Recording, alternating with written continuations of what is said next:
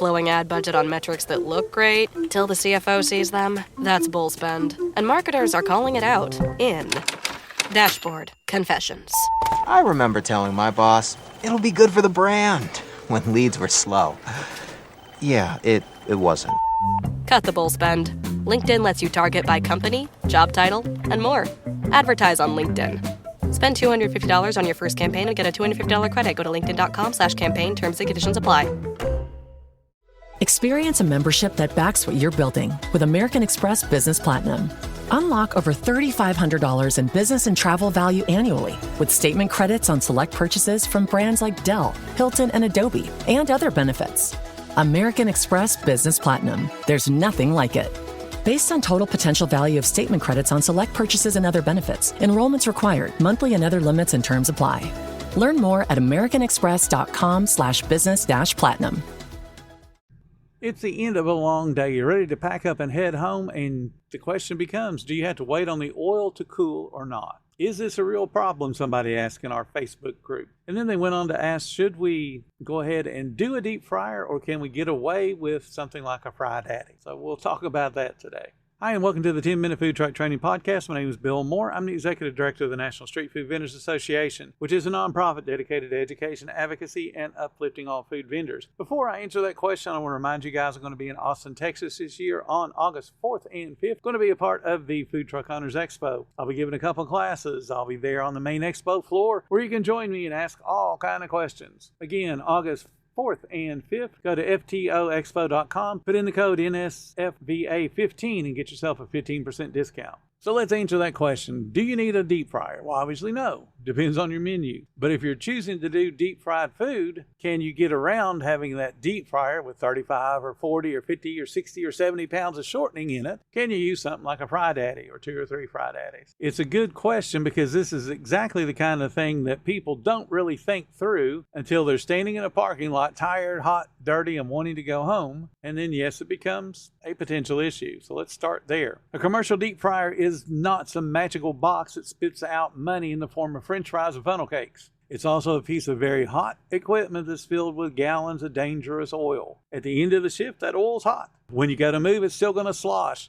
It still has potential to make your life miserable if you don't handle it correctly. So if the question is, do I really have to wait for it to cool down before I secure things and move the trailer? The answer is you absolutely need to think through the shutdown process, how to transport safely, and what your local food inspector, fire authority, and just common sense are going to expect. Here's the truth. A fryer is not just about cooking. A fryer is also about how you secure it, how you filter it, how you clean it, how you transport it, how you vent it, how you suppress fire around it, and how do you keep you and your employees from getting hurt. That's a whole different conversation than do I need one? So let's answer, is it a necessary evil? Sometimes yes, sometimes no. If your concept depends on fried food, then 100% you need a deep fryer. If your menu is built around fries and fried chicken and fish and wings and donuts and empanadas or anything else where frying is the backbone, you need a commercial fryer. There's no ifs, ands, or buts. A Fry Daddy ain't going to get it. And then as a consequence, that means you need proper ventilation, you need proper fire suppression. Whether your city or state requires it or not, get it. You need it. Spend the money.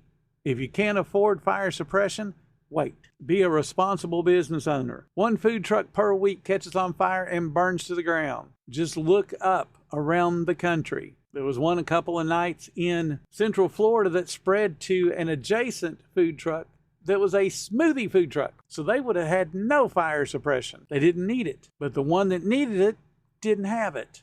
And the fire burnt the thing to the chassis.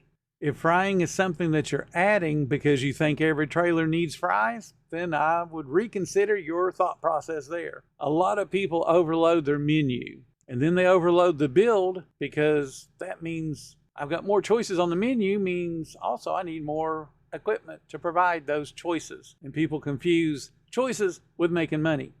And those two things do not go hand in hand. Anytime you add on a piece of equipment, especially a fryer, more cost, more labor, more propane, oil management becomes a real challenge. There's more cleanup. There's typically slower service because most fried foods are cooked in real time or very close to real time. And because of the limits of your number of fry baskets and fryers in general, it becomes super easy to fall behind. Do you really need a fryer? Depends on your menu. If you're opening a basic burger truck, and you're probably thinking, well, I got to have fries for that. Maybe, maybe not. If the fries are going to slow down your ticket times and it creates that oil handling issue because the oil itself is an expense. It's not a food expense, even though it is food that you're cooking with. It is a fuel like propane or gasoline. You want to extend its life as much as possible. So it's not a 1-to-1 ratio. You sell one fryer and you're using 1 tablespoon of shortening. Doesn't work that way, because you're going to end up throwing shortening away that's still sitting in the fryer. It didn't go into a French fry. So it's a fuel. It's handled differently. But by adding on a fryer, it means you need a bigger hood. Definitely means you're going to have a lot more cleaning. And it gives you one more thing to have to manage during a rush. You might be better off just building a really strong burger menu where you're doing cold side items, maybe chips, or another hot side item that doesn't require a fryer. There are choices. You can do potatoes like a hash brown, that type of thing, on a griddle. A beginner-friendly menu is not the ones with most options. It's the ones that you can execute consistently, safely, and profitably. So a fryer is not a necessity, certainly not for a burger or a sandwich menu. But other menus, yes, you got to have it. There's no way around it, and you probably need more than you think you do. Now let's talk about the Fry Daddy issue. Okay, we're just going to do burgers and we'll just use Fry Daddy. Well, number one, it's not commercial. It will not keep up. That is your mind still being stuck in your home kitchen. That's a countertop hobby piece of equipment. Meet the new iSIMS, the single talent acquisition platform that's fully future-ready. It works wherever and however you hire, with insights no one else offers. One solution that fits seamlessly into your existing tech stack, which is why IT and HR leaders trust it. With the best of enterprise-grade software and AI, iSIMS helps you identify and secure the right talent faster. iSIMS, powering exceptional hiring. Learn more at isims.com.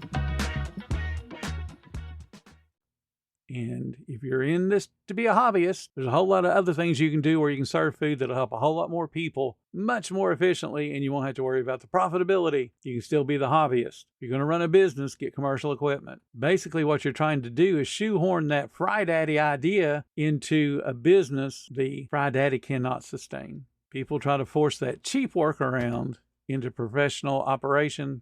It just doesn't work. If you have a little residence, a little home kitchen, yeah, it's convenient. You have to cook 2 orders in a row in it. You'll find out real quick why Fry Daddy is not a good idea. Doesn't even matter if the local inspector will let you do it. What you got to think about is, can it keep up in a rush? Can it recover the temperature fast enough? Can it handle repeated day in, day out use? Can it safely be secured in the moving trailer? It's still hot shortening and you're still moving. Can it be cleaned and maintained properly? Can it survive real commercial abuse? And most of the time, actually all the time, the answers are no, no, no, no, no. It will not keep up in a rush. It will not recover temperature. It cannot handle repeated use because it's not designed for that. Most Fry Daddies have a timer and will kick off.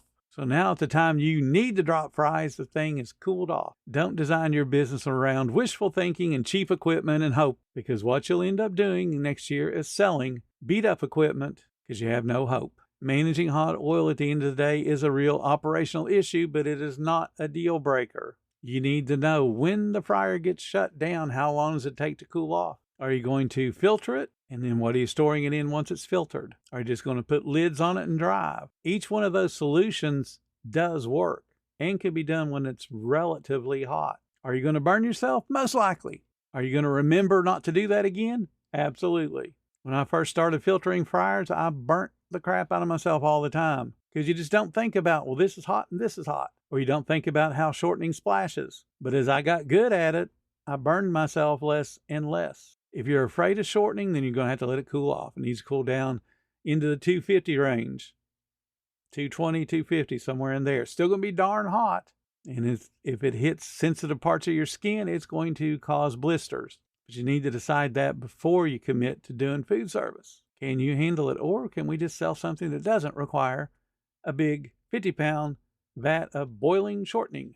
Don't be the owner that says we want burgers and we want french fries and we want fried pickles and we want funnel cakes and we want mozzarella sticks and we want onion rings and we want empanadas and we want every other thing in the world to throw in a fryer. Just the things I read. Just the things I read. It's going to be 4 fryers minimum if you do any kind of sales volume. And I don't mean 4 baskets. Fries need to be in their own shortening. Funnel cakes need to be in their own shortening. So that's 2 dedicated fryers right there. Then you have fried pickles, mozzarella sticks, onion rings, and any protein all need their own fryers. Think through the menu. And if you don't need a fryer, don't just get one because everybody else has one. If you're brand new, build the simplest menu you can that still gives people a reason to buy. Keep your equipment list tight. Keep the production flow simple. Keep your shutdown routine very simple. Fire and safety risk has to be top priority. Not how can I get around this? If you're already thinking, how do I get around this expense?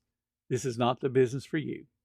Thank you guys so much for listening to the 10-Minute Food Truck Training Podcast. If you're finding everything helpful that we do, please consider subscribing. If you love what we do, please do 2 things. Number 1, like, follow, subscribe, whatever the platform you're on requires. Please do it so that way you get notified whenever I put up a new episode. Second thing is go to nsfba.org. Join our association. We got 30 hours of training on how to get on the food truck. We have a 9-module course on marketing to help you increase your sales.